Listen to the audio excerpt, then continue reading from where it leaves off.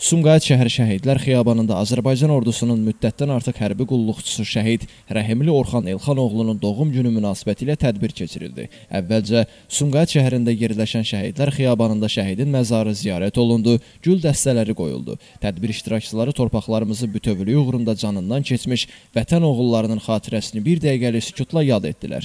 Tədbirdə çıxış edən Qubadlı rayon icra hakimiyyəti başçısının müavini Allahverdi Haqverdiyev qeyd etdi ki, vətən müharibəsində qəhrəmancasına döyüşmüş, Azərbaycan bayrağını işğaldan azad edilən torpaqlarımıza dalğalandırmış, ölkəmizin ərazi bütövlüyü uğrunda canlarını fəda etmiş əskər və zabitlərimizin qəhrəmanlığı, xalqın birliyi və ədalətli mövqeyi dəmir yumruqda birləşərək işğalçıya sarsıdıcı zərbə vurmuşdur. Daha sonra çıxış edənlər şəhidimizlə bağlı öz xatirələrini bölüşdülər. Şəhidimizin atası Elxan Rəhimov göstərdikləri diqqət və qayğıya görə Ali Baş Komandan, Prezident İlham Əliyevə və birinci vitse-prezident Mehriban Əliyevaya minnətdarlığını bildirdi.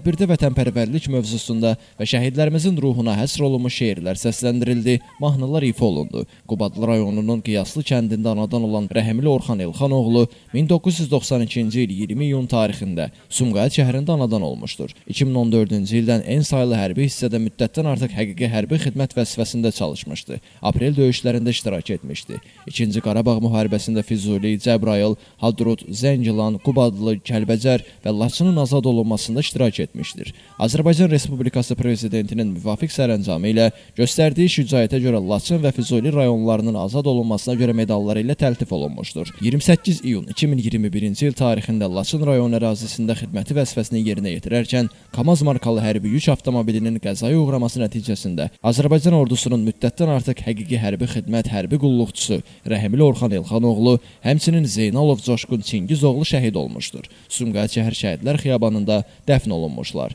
Ailəli idi, Hüseyn və Pəri adında 2 övladı var. Allah şəhidlərimizə rəhmət eləsin. Elvin Qudrətov, Şəmstan Fikrətli, Elbrus İsmailov bugün informasiya proqramı üçün.